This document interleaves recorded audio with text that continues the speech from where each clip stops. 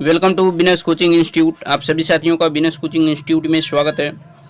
साथियों, जैसा कि आप देख रहे हैं स्क्रीन पर आपको दिखाई दे रहा होगा, आज हम लोग पढ़ेंगे अवतल लेंस से प्रतिबिंब बनने के नियम। इससे पहले हमने आपको उत्तल लेंस से प्रतिबिंब बनने के नियम बताया और उत्तल लेंस से जो भी इम्पोर्टेंट प्रतिबिंब आपके एग्जाम में पूछे जाते हैं उन सब पे हमने डिस्कशन किया।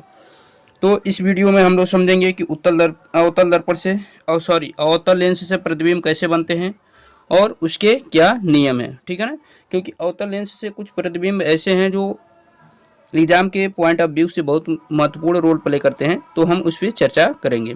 तो सबसे पहले इसके नियम को समझेंगे कि अवतल लेंस से प्रतिबिंब बनने के क्या नियम हैं। जैसे हमने बताया था कि उत्तल लेंस से प्रतिबिंब बनने के 3 नियम होते हैं और उन सब पे हमने डिस्कशन किया था, उसी तरह अवतल लेंस से प्रतिबिंब बनने के 3 नियम हैं। एक एक करके हम सारे नियमों को समझेंगे और उसके बाद उससे प्रतिबिंब कैसे बनते हैं उसको जानेंगे। तो चलते हैं, समझते हैं पहला नियम क्या है। चलिए पहला रूल समझते हैं। पहला रूल क्या है, तो देखिए ये हमने बनाया है अवतल लेंस। ठीक है, ये अवतल लेंस है।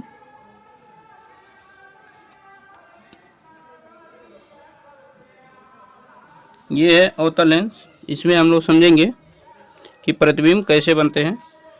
यहाँ पर हम क्या करेंगे, इनके मुख्य अक्ष को खींचेंगे।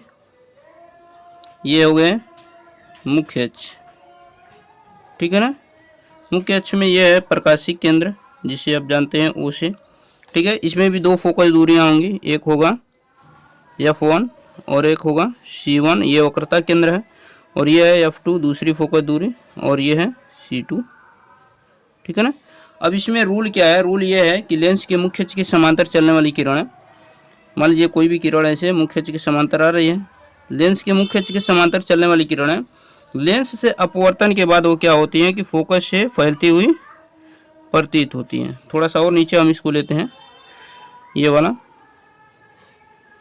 ठीक है, ये ऊपर वाला नहीं रहेगा, नीचे वाला हम बात करते हैं। तो लेंस के मुख्य अक्ष के समांतर चलने वाली किरणें लेंस से अपवर्तन के बाद क्या होती हैं कि फोकस से फैलती हुई प्रतीत होती हैं। कहाँ से? फोकस से। तो इधर से ऐसे निकल जाएंगे, लेकिन इसको हम दिखाएंगे कि ये कहाँ पर आ रही हैं, फोकस से। ये फोकस से फैलती हुई प्रतीत हो रही है। तो ये ऊपर वाला नहीं है, नीचे वाला है। तो लेंस के मुख्य अक्ष के समांतर किरणें चली और लेंस से अपवर्तन के बाद क्या हुई, फोकस से फैलती हुई प्रतीत हुई, अर्थात फोकस से क्या हो रही है, फैल रही है। ये प्रथम नियम है। ठीक है ना, एक बार रिपीट कर रहे हैं। पहला नियम क्या है कि लेंस के मुख्य अक्ष के समांतर चलने वाली किरणें लेंस से अपवर्तन के बाद फोकस से फैलती हुई प्रतीत होती हैं, ये पहला नियम हो जाएगा। ठीक है ना। उसके बाद इसके दूसरे नियम को समझते हैं। दूसरा नियम क्या है, तो देखिए यहाँ पर हम लेंस बना रहे हैं, ये है आपका लेंस। ठीक है ना। तो देखिए दूसरा नियम यहाँ पर ये है लेंस। यहाँ से हम क्या करेंगे, यहाँ से देखिए इसका हम क्या करेंगे, मुख्य अक्ष खींचेंगे। मुख्य अक्ष ये हो गया। ठीक है, यहाँ पर आपका हो जाएगा प्रकाशिक केंद्र, जिसे ओ से रिप्रेजेंट करेंगे। इधर हो जाएगा F1, इधर हो जाएगा C1, इधर हो जाएगा F2 और इधर हो जाएगा C2। ठीक है। अब देखिए दूसरा रूल क्या है। दूसरा रूल यह है कि लेंस की फोकस की ओर आने वाली प्रकाश की किरणें, कोई किरणें क्या कर रही हैं, फोकस की ओर आ रही हैं। हाँ, तो दूसरा रूल क्या है कि लेंस की फोकस की ओर आने वाली प्रकाश की किरणें, कोई भी प्रकाश की किरण क्या हो रही है, इसकी फोकस की ओर आ रही है। यहाँ से दिखाएंगे कि वो कहाँ आ रही है, फोकस की ओर आ रही है। लेकिन लेंस से अपवर्तन के बाद क्या होती है कि वो मुख्य अक्ष के समांतर हो जाती है। क्या होती है, मुख्य अक्ष के समांतर हो जाती है। तो हमने दिखाया क्या है कि लेंस की फोकस की ओर प्रकाश की किरणें आ रही हैं, लेकिन लेंस से अपवर्तन के बाद क्या हो जा रही हैं, मुख्य अक्ष के समांतर हो जा रही हैं। ये दूसरा रूल है।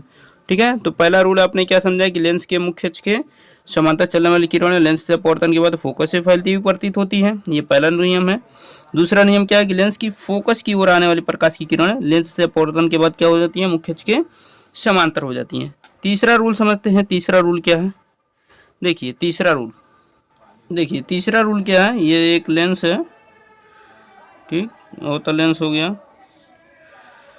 तीसरा रूल ये है कि देखिए पहले हम इसकी क्या करेंगे, यहाँ पर मुख्य अक्ष और प्रकाशिक केंद्र वगैरह बना लेंगे। देखिए ये है प्रकाशिक केंद्र O, इधर हो जाएगा F1 और इधर हो जाएगा C1, इधर हो जाएगा F2 और इधर हो जाएगा C2, ठीक है ना। अब पहला रूल क्या है, सॉरी तीसरा रूल, क्योंकि पहला दूसरा हमने बता दिया, तीसरा रूल क्या है। तीसरा रूल यह है कि लेंस की प्रकाशिक केंद्र से जाने वाली प्रकाशिकी किरण लेंस से अपवर्तन के बाद सीधे निकल जाती हैं। ये तीसरा रूल है। क्या है तीसरा रूल, कि लेंस के प्रकाशिक केंद्र से जाने वाली प्रकाश की किरण लेंस से अपवर्तन के बाद सीधे निकल जाती हैं। तो ये 3 रूल हैं और इन्हीं 3 रूलों से हम क्या करेंगे, अवतल लेंस से प्रतिबिंब बनाएंगे। जैसे आपने देखा था कि अवतल दर्पण उत्तल दर्पण से प्रतिबिंब बनाए थे, उसी तरह अवतल लेंस और उत्तल लेंस से प्रतिबिंब बनते हैं। तो यहाँ पर अवतल लेंस से 2 प्रतिबिंब बनते हैं और 2 प्रतिबिंब में क्या होता है कि एक ही प्रतिबिंब स्पष्ट रूप से दिखाई देता है, ठीक है ना। तो जो प्रतिबिंब स्पष्ट रूप से दिखाई देता है हम उसी को यहाँ पर बनाएंगे और समझेंगे कि वो प्रतिबिंब कैसे बनता है। तो चलते हैं समझते हैं कि अवतल लेंस से प्रतिबिंब कैसे बनते हैं, ठीक है। देखिए अवतल लेंस से प्रतिबिंब बनना, अवतल लेंस से कैसे प्रतिबिंब बनता है हम इसको आपको दिखाएंगे।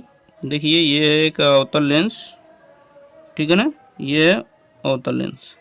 अवतल लेंस में आपको यहाँ पर दिख रहा है कि ये मुख्य अक्ष है, ठीक है। और मुख्य अक्ष के बाद यहाँ पर हम बना देते हैं इसके प्रकाशिक केंद्र को।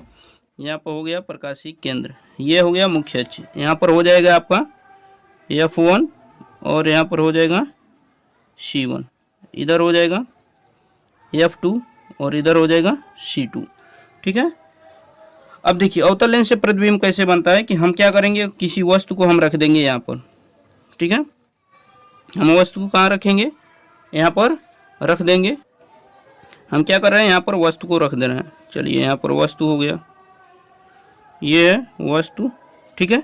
अब उसके बाद रूल लगाएंगे। रूल क्या है, पहला रूल यह है कि लेंस के मुख्य अक्ष के समांतर चलने वाली किरणें, यहाँ से मुख्य अक्ष के समांतर चलेंगी किरणें लेंस से अपवर्तन के बाद वो क्या होंगी, फोकस से फैलती हुई प्रतीत होंगी। क्या होंगी, लेंस से अपवर्तन के बाद वो फोकस से फैलती हुई प्रतीत होंगी। ये फोकस से फैलती हुई प्रतीत हो रही हैं, ठीक है। मुख्य अक्ष के समांतर जा रही हैं किरणें, लेंस से अपवर्तन के बाद क्या हो रही है, फोकस से फैलती हुई प्रतीत होती हैं। ये पहला रूल हमने लगा दिया।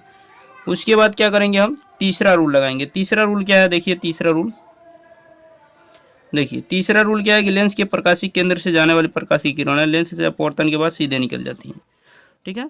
तो ये लेंस के प्रकाशिक केंद्र से प्रकाशिक किरणें चली और लेंस से अपवर्तन के बाद सीधे निकल गई। यहाँ पर देखिए प्रतिबिंब कहाँ बना, जहाँ पर ये दोनों किरणें एक दूसरे को काटेंगे वहीं पर प्रतिबिंब बनेगा। यहाँ पर काट रही हैं तो यहाँ पर क्या होगा, इनका प्रतिबिंब बनेगा।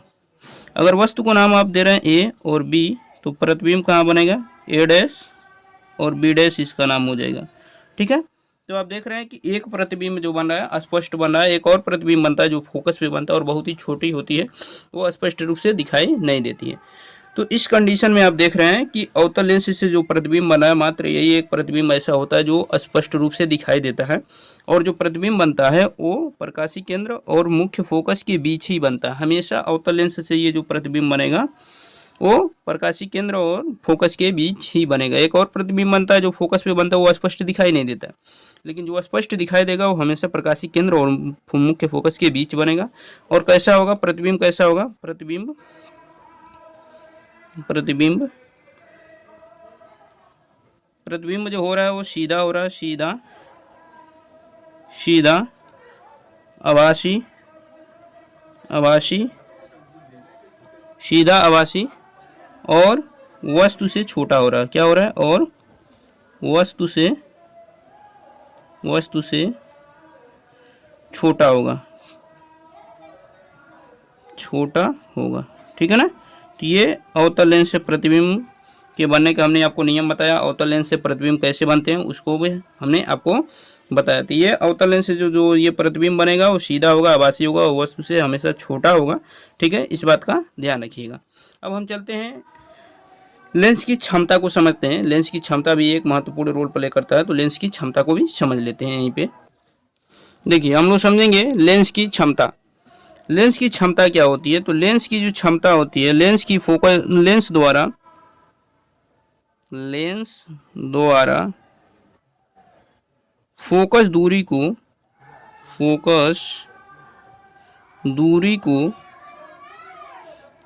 को समायोजित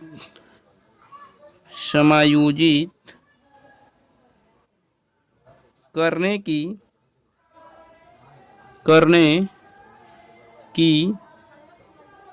क्षमता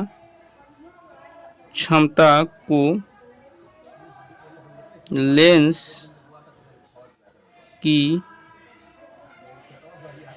की क्षमता कहते हैं,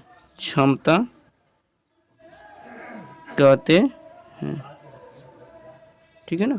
लेंस द्वारा लेंस की फोकस दूरी को समायोजित करने की क्षमता को लेंस की क्षमता कहते हैं। जैसे लेंस की क्षमता जो होती है वो फोकस दूरी के व्युत्क्रम के बराबर होती है। लेंस की क्षमता क्या होती है? फोकस दूरी के व्युत्क्रम के बराबर होती है। P = 1/f। ये P = 1/f तब करते हैं जब फोकस दूरी आपको मीटर में दी गई हो। जब फोकस दूरी किस में दी गई हो? मीटर में दी गई हो। जब फोकस दूरी मीटर में हो। किस में हो? मीटर में हो। तो इस समय हम क्या करते हैं? P = 1/f का इस्तेमाल करते हैं। और जब P = 100/f का प्रयोग करते हैं तो ऐसे कंडीशन में फोकस दूरी जो होती है वो सेंटीमीटर में दी गई होती है। ठीक है ना। इसमें P = 100/f जब फोकस दूरी किस में हो? जब फोकस दूरी मीटर में हो, सेंटीमीटर में हो। किस में हो? सेमी यानी सेंटीमीटर में हो। तो ऐसे कंडीशन में हम क्या करते हैं? P = 100/f का प्रयोग करते हैं जब फोकस दूरी किस में दी गई हो? सेंटीमीटर में दी गई हो। ठीक है ना। उसके साथ साथ लेंस की जो क्षमता होती है इसका मात्रक होता है डायोप्टर। लेंस की क्षमता का मात्रक क्या होता है? लेंस की क्षमता का मात्रक क्या होता है? मात्रक डायोप्टर होता है। क्या होता है? डायोप्टर होता है। ठीक है ना। इस बात का ध्यान रखिएगा, लेंस की क्षमता का मात्रक डायोप्टर होता है। ठीक है ना। और इसे कैपिटल डी से रिप्रेजेंट करते हैं। लेंस की क्षमता का मात्रक होता है डायोप्टर और इसे हम क्या करते हैं? कैपिटल डी से व्यक्त करते हैं। यहाँ से हम ये चीज़ें हमने बताया आपको कि लेंस की क्षमता जो होती है वो फोकस दूरी के व्युत्क्रम के बराबर होती है। यानी इसका मतलब ये हुआ कि फोकस दूरी जितनी अधिक रहेगी उसकी क्षमता उतनी कम होगी। क्योंकि आप देख रहे हैं P = 1/f यानी फोकस दूरी का मान जितना अधिक रहेगा उसकी क्षमता क्या होगी? उतनी ही कम होगी। और फोकस दूरी का मान जितना कम होगा उसकी क्षमता क्या होगी? उतनी ही अधिक होगी। इस बात का ध्यान रखिएगा। दूसरी चीज़ ये है कि हम यहाँ पर समझेंगे कि लेंस कैसे फोकस दूरी को समायोजित करता है, उसको समझेंगे। तो समझिए यहाँ पर देखिए दो लेंस दिखाई दे रहे हैं, एक पतला है एक मोटा है। तो इसमें फोकस दूरियों की अगर हम बात करें तो जो पतला लेंस होता है उसकी फोकस दूरी जो होती है वो अधिक होती है। ठीक है ना। पतला लेंस जो होता है उसकी फोकस दूरी क्या होती है? अधिक होती है। ठीक है। अब यहाँ पर देख रहे हैं आप, यहाँ पर यह हो जाएगा प्रकाशीय केंद्र, वो हो जाएगा। अब देखिए इसमें क्या होगा कि लेंस के मुख्य अक्ष के समांतर किरणें चलेंगी। आप जानते हैं कि मुख्य फोकस क्या होता है? लेंस के मुख्य अक्ष के समांतर चलने वाली किरणें लेंस से अपवर्तन के बाद मुख्य अक्ष को जिस बिंदु पर काटती हैं उसे हम क्या कहते हैं? मुख्य फोकस कहते हैं। तो यहाँ पर काट रही हैं, तो यहाँ पर जो काटेंगी तो ये पॉइंट क्या होगा? इसका मुख्य फोकस होगा। ठीक है ना। यहाँ से काटेंगी ये, तो ये क्या होगा? पॉइंट मुख्य फोकस होगा। ठीक है। तो ये फोकस दूरी आप देख रहे हैं यहाँ से लेके यहाँ तक होता है प्रकाशीय केंद्र और मुख्य फोकस के बीच की दूरी क्या होती है? फोकस दूरी होती है। अब यहीं पे देख लेंगे आप, एक उत्तल लेंस जो यहाँ पर बना है जो मोटा सा है, तो इसकी फोकस दूरी क्या होती है? कम होती है। क्यों? क्योंकि ये मोटा होने की वजह से प्रकाश की किरणों को नज़दीक में ही क्या कर देगा? मोड़ देगा। तो इसकी वजह से क्या होती है? इसकी फोकस दूरी क्या हो जाएगी? कम हो जाएगी। ठीक है ना। ये इसकी फोकस दूरी क्या हो जाएगी? कम हो जाएगी। यहाँ से देखिए मुख्य अक्ष के समांतर जा रहा है, यहाँ पर प्रकाशीय केंद्र आपको यहाँ पर हम दिखा दे रहे हैं। ठीक, यहाँ पर O हो जाएगा और यहाँ पर F हो जाएगा। तो इसके कंपेयर में ये फोकस दूरी जो हो रही है ये पतले लेंस की कंपेयर में कम हो रही है और ये मोटे वाला की जो फोकस दूरी है ये कम है और ये पतले वाले की फोकस दूरी अधिक है। तो लेंस क्या करता है कि इनको फोकस दूरी को समायोजित करता है। ठीक है ना। और लेंस की क्षमता जो होती है फोकस दूरी के व्युत्क्रम के बराबर होता है। यानी जो लेंस क्या करता है? फोकस दूरी को जितनी नज़दीकी में मोड़ लेता है उसकी क्षमता उतनी अधिक होती है। तो इसमें देखा जाए तो इस मोटे वाले की क्षमता अधिक होगी और इस पतले वाले की क्षमता कम होगी, क्योंकि फोकस दूरी के मान बढ़ने की वजह से इनकी क्षमताएं क्या बन जाएंगी? घट जाएंगी और फोकस दूरी यहाँ पर जितनी ही कम रहेगी उनकी क्षमता क्या होगी, उतनी ही अधिक होगी। तो इस प्रकार आपको हमने समझाया कि लेंस की क्षमता क्या होती है। ये सारे इंपॉर्टेंट क्वेश्चन हैं। लेंस की क्षमता का मात्रक हमने बताया कि डायोप्टर होता है, इस पर हम कुछ क्वेश्चन भी करा देंगे। तो वीडियो को यहीं पे समाप्त करते हैं। जो लोग चैनल पे नए हों चैनल को सब्सक्राइब करें। मिलते हैं नेक्स्ट वीडियो में, तब तक के लिए अपना ख्याल रखिए। धन्यवाद।